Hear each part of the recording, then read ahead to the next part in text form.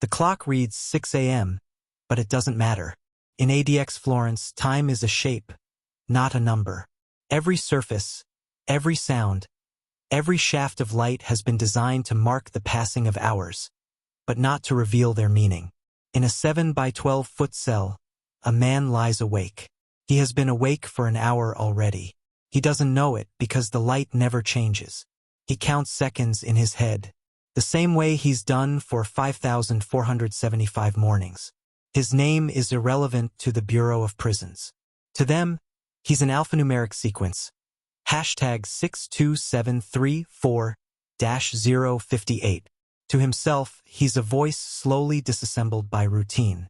In 60 minutes, he'll begin his daily 23-hour cycle of isolation, a choreography so exact that even madness runs on schedule. Welcome to the 23-hour clock, where time doesn't pass, it circles. ADX Florence is often described as the most secure prison in America, but that phrase hides a more precise truth.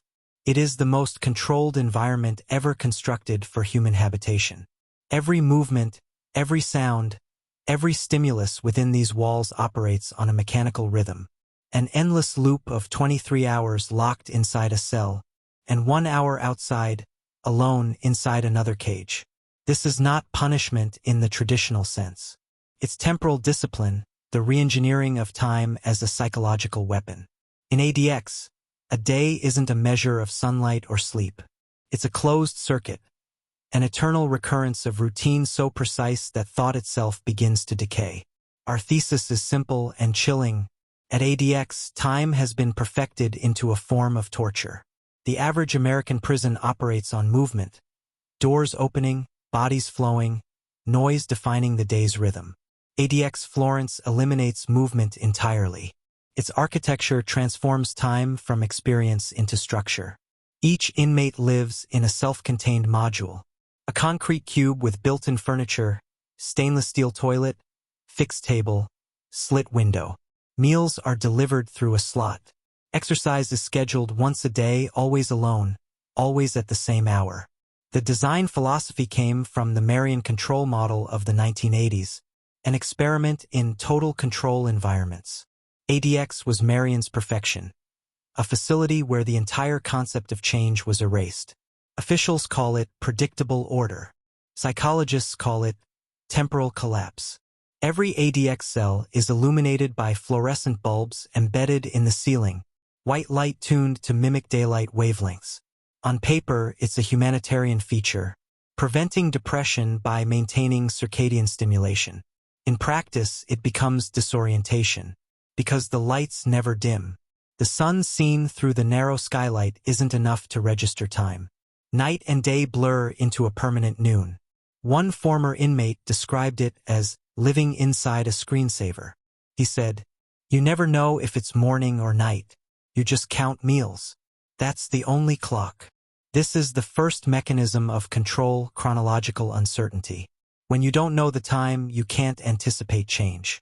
When you can't anticipate change, you lose the ability to hope.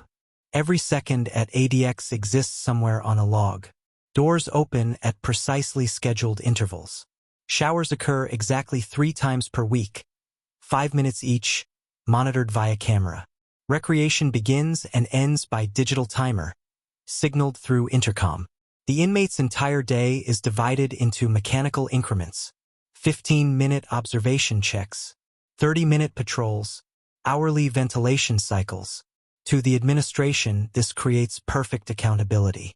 To the human brain, it creates paralysis, because anticipation, the essence of human cognition, collapses under perfect predictability. The Bureau of Prisons defines ADX's confinement model as 23-hour single-cell housing. That means 1 hour of recreation in a small enclosed pen and 23 hours inside the cell. But 1 hour out is misleading. In reality, the 1 hour block is fragmented. Escort to the cage, 5 minutes. Cage lock verification, 2 minutes. Monitoring, 50 minutes. Escort return, 3 minutes. The total time spent outside the primary cell rarely exceeds 48 minutes. Even that hour isn't free time.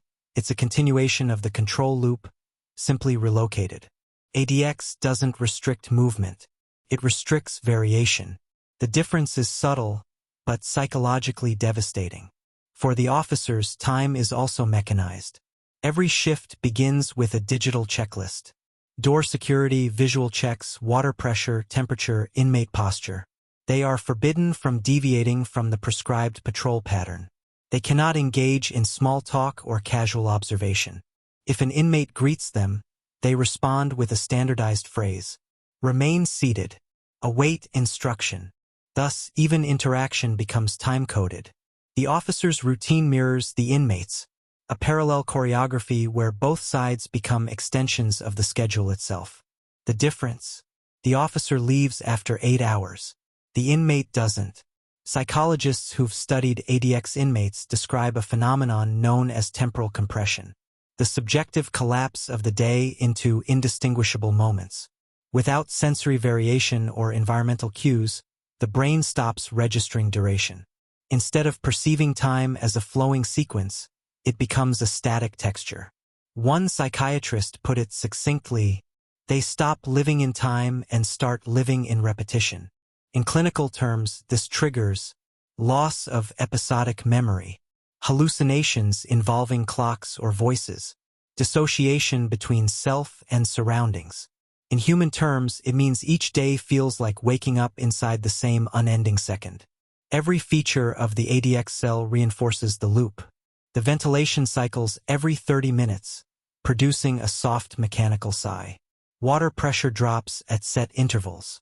Lights flicker imperceptibly every few hours due to the automated power grid.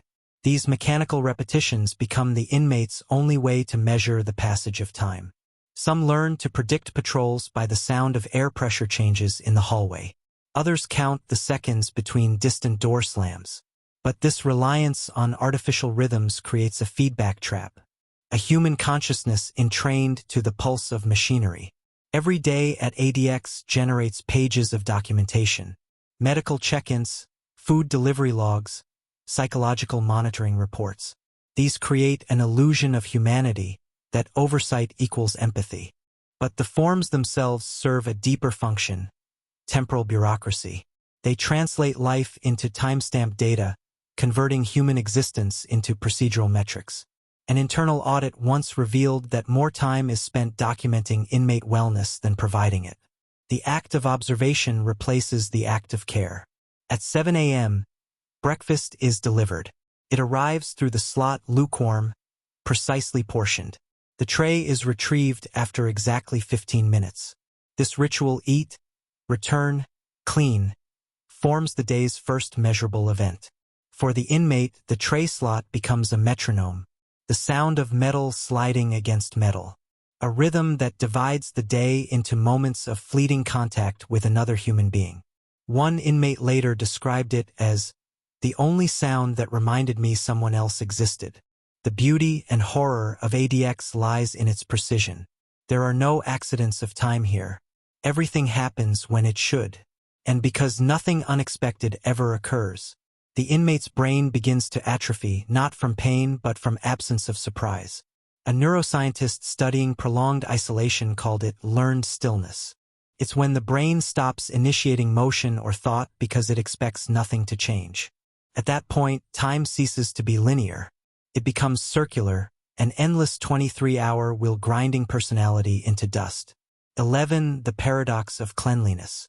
ADX's schedule is spotless, precisely because it's divorced from chaos. Human unpredictability has been erased. And yet, the men inside are alive. They still feel hunger, boredom, anxiety, rage. But there's no space for expression. Their emotions have no calendar. They exist perpetually, like the lights. This is what makes ADX unique. It doesn't destroy the body or the mind directly. It destroys the relationship between the two. By the end of Act 1, the inmate's day hasn't even begun. And yet, it's already over because it's identical to every day before it. The 23-hour clock has no midnight, no weekend, no variation. It's a machine that recycles consciousness, erasing the distinction between punishment and existence. ADX doesn't imprison men. It imprisons time itself. Every second feels like the same second. There is no sunrise. At 6 a.m., the fluorescent panels brighten by 2 lumens, a bureaucratic gesture toward morning. The cell hums, the air handler sighs. He lies motionless, waiting for the tray slot to open. He has learned that sound precedes light. A metallic click, a hiss, then the rectangle of stainless steel slides aside. Breakfast arrives. Powdered eggs, a plastic spoon, lukewarm coffee in a paper cup. 15 minutes later, the slot closes. Silence reestablishes itself like gravity. He wipes the tray clean with a corner of his sheet, not out of hygiene but rhythm. Routine has replaced prayer. He paces the 7-foot length of the cell. 7 steps forward, turn 7 back. 45 seconds per circuit. After 40 minutes, he stops pacing. The walls seem to pulse in and out with his breath. The fluorescent hum begins to synchronize with his heartbeat. In the absence of clocks, the body becomes the metronome. Each inhale is a second, each exhale an erasure. A psychologist once wrote, "In extreme monotony, the body turns into an instrument for measuring emptiness." This is what she meant. The door slot slides open again. A gloved hand places a document on the floor. Wellness check acknowledged. He must sign it through the slot. He prints his number. Paper returns to steel. The gesture is absurd, proof of life produced by procedure, not presence. In ADX, paperwork is the only conversation permitted. Each signature is a heartbeat recorded in triplicate. A disembodied voice crackles through the intercom. Prepare for recreation. He kneels, wrists extended through the cuff port. The restraints click shut with surgical precision. He is escorted through 2 corridors into a cage open to a patch of sky. It measures 10 feet by 20 feet. The floor is concrete, the ceiling chain link. He looks up. For the first time today, there is color. A faint blue filtered through wire. He walks in circles, head tilted upward. This is the only hour that contains movement, yet it is the most claustrophobic. The open sky feels counterfeit, framed by metal geometry. A psychologist who observed this described it as exposure without freedom. The hour ends before the sun shifts an inch. Back inside, he is ordered to face the wall as the cuffs are removed. The door seals behind him with a pneumatic hiss. Silence re-enters like anesthesia. He sits on the concrete stool built into the wall and stares at the vent. A faint vibration travels through it every 30 minutes.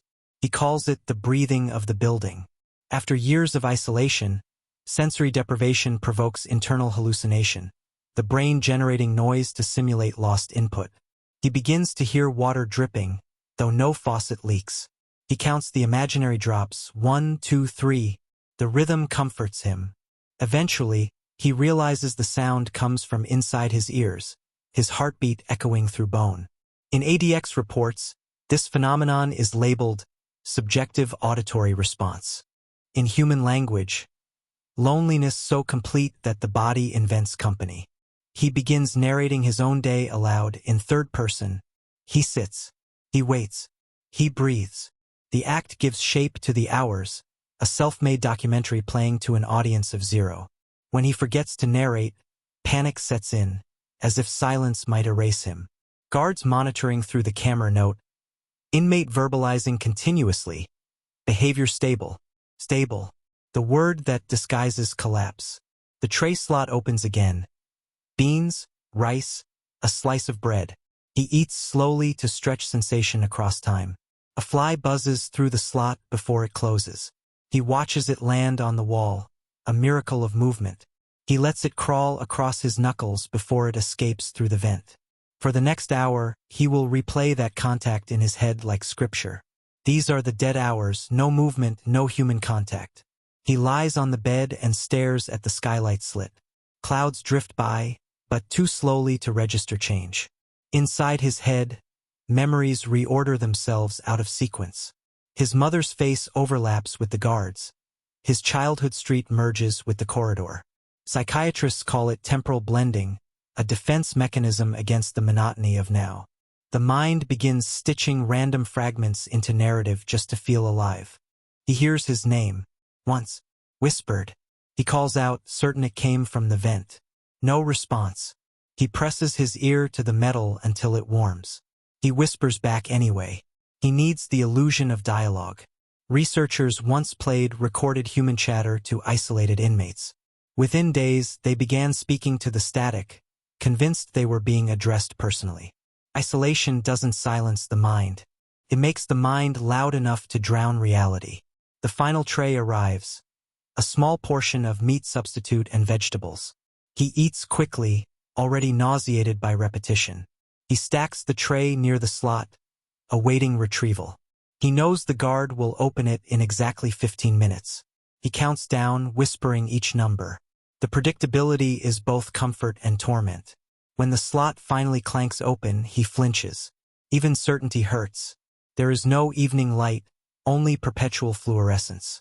The sound of distant doors echoes down the corridor. Other men being checked, other routines completed.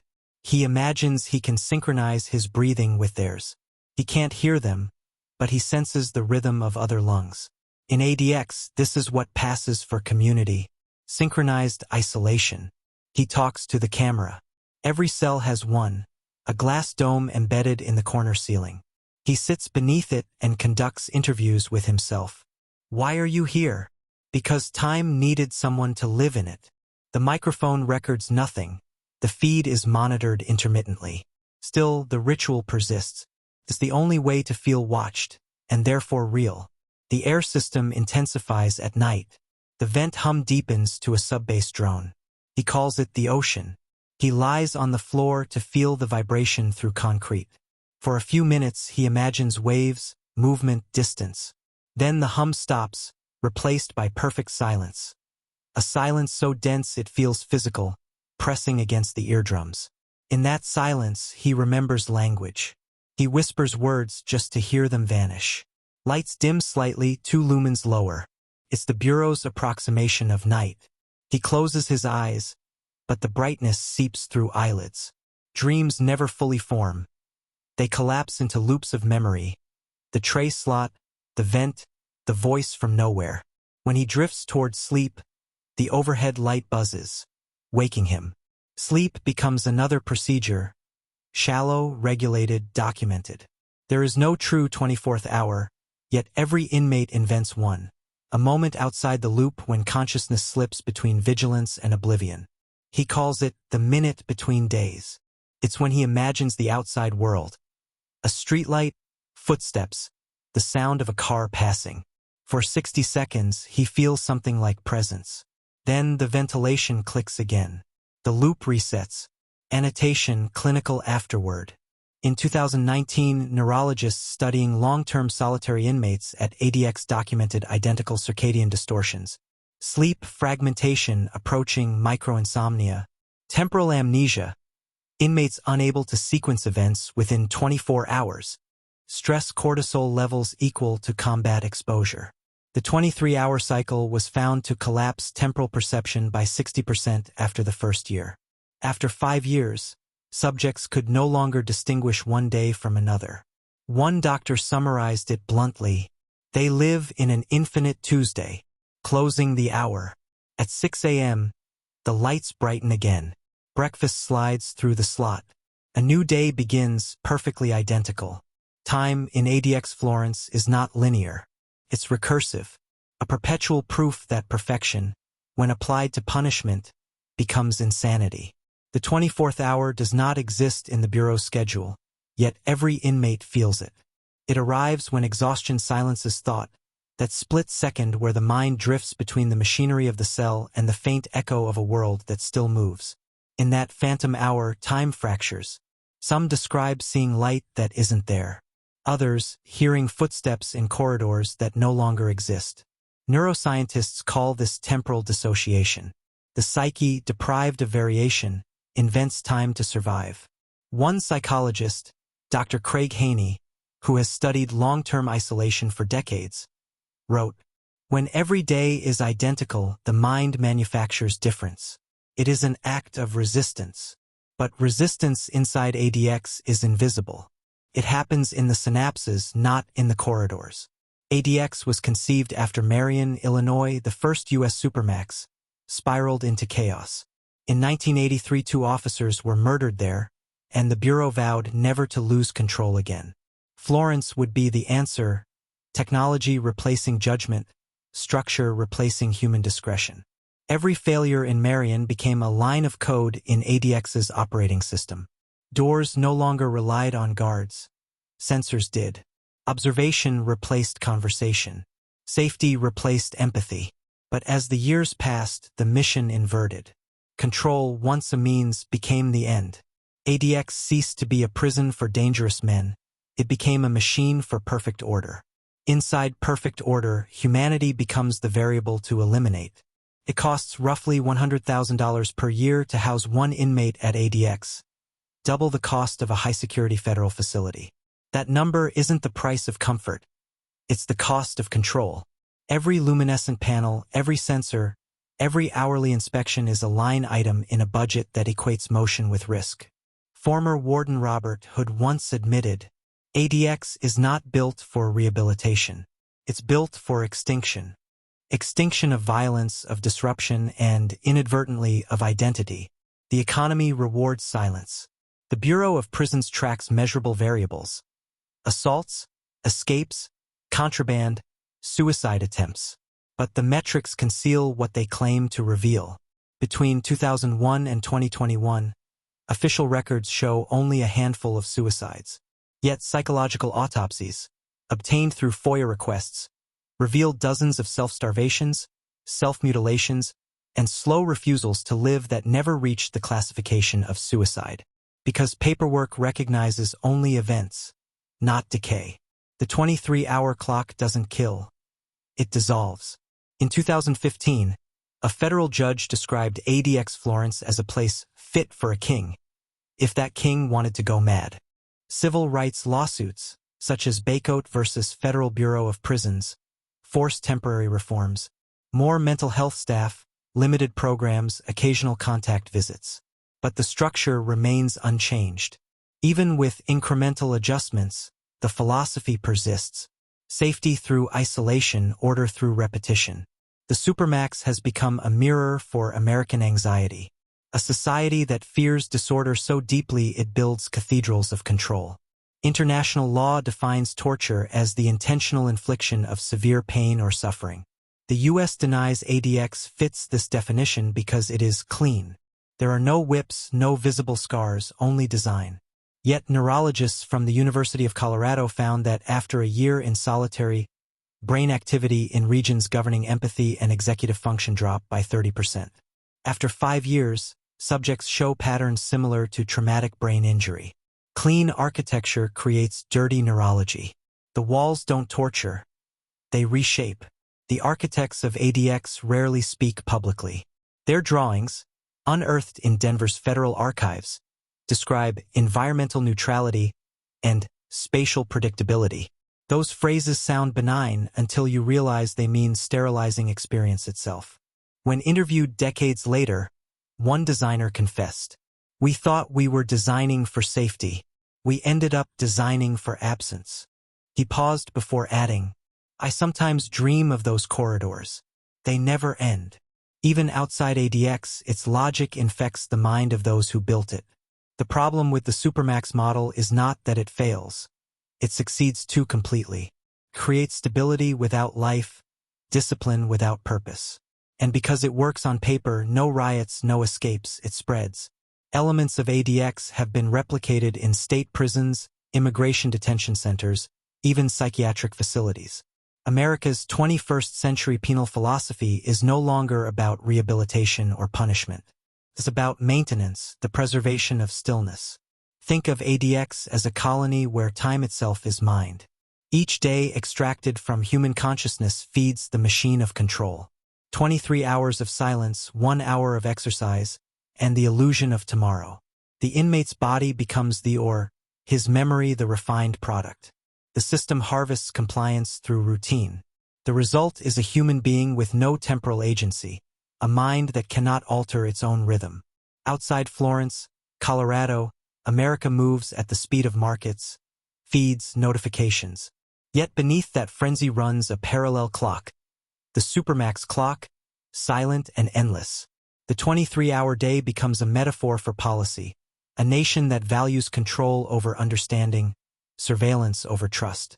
ADX isn't an aberration. It's a manifestation. A society's architecture always reveals its psychology. If Florence is the end of the line, what does it say about the track we built to reach it? At 6 a.m., the lights brighten again. Breakfast slides through the slot. But this time, the camera doesn't stay inside the cell. It pans upward through concrete and steel, emerging into the Colorado sunrise. The world moves. Trucks on the highway, commuters with coffee, school buses in motion. For the first time in 40 minutes of film, we see contrast, motion and stillness coexisting in the same frame. Voiceover, quiet, measured. Some men spend their lives running from time. Others serve it. The camera returns to the cell. He raises the cup of lukewarm coffee to his lips. The loop continues. The ADX model survives because it is mathematically perfect. No escapes, no riots, minimal blood. But perfection is the enemy of mercy. Every civilization builds monuments to its fears. The pyramids held pharaohs, the gulags held dissenters, and ADX holds our idea of safety. If justice is a clock, then ADX is its frozen hand, a second that never moves. The day never ends.